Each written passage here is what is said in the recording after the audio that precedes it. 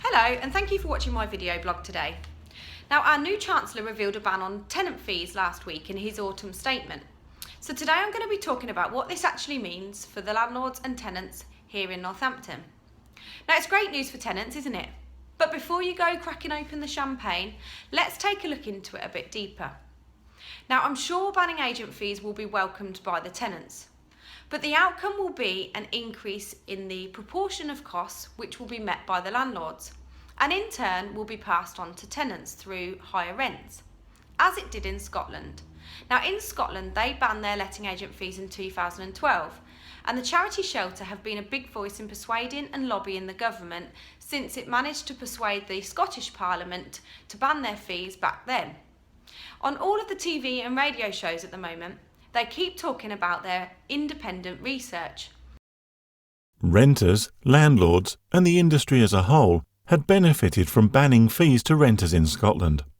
It found that any negative side effects of clarifying the ban on fees to renters in Scotland have been minimal for letting agencies, landlords and renters, and the sector remains healthy.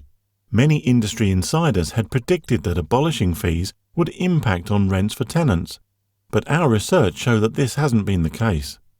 The evidence showed that landlords in Scotland were no more likely to have increased rents since 2012 than landlords elsewhere in the UK. It found that where rents had risen more in Scotland than in other comparable parts of the UK in 2013, it was explained by economic factors and not related to the clarification of the law on letting fees. Yet Shelter have only been quoting this research from December 2013 to say rents never went up following the tenant fee ban in 2012. So it was published 3 years ago, only 12 months after the ban was put into place.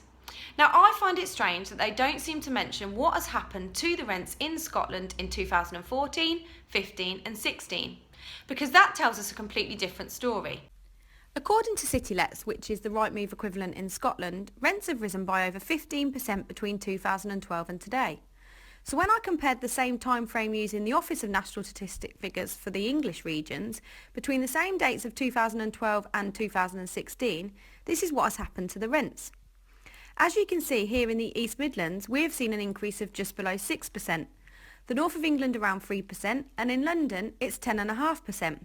And let me remind you about Scotland, a 15.3% increase. So do we really think the Scottish economy has really outstripped London's over the last 4 years?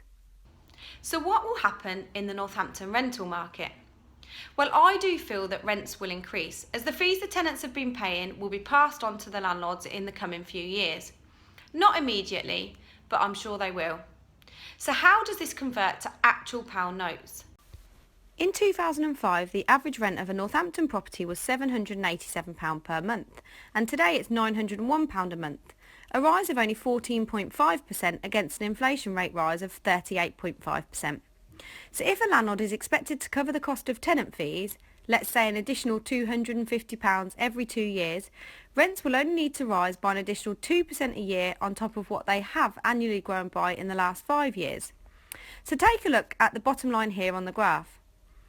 If that were to happen in Northampton, average rents would rise to £1,065 per month by the year 2022.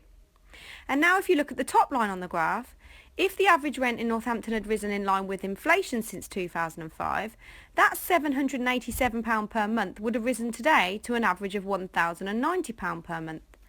And even if inflation remains at 2% per year for the next 6 years, the average rent would be £1,185 per month by 2022.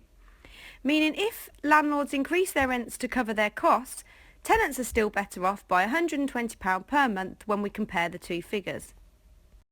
So in conclusion, it's good news for tenants.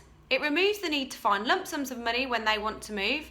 So that means that the tenants will have greater freedom to be able to move home and are still better off in the real terms compared to if the rents had increased in line with the inflation.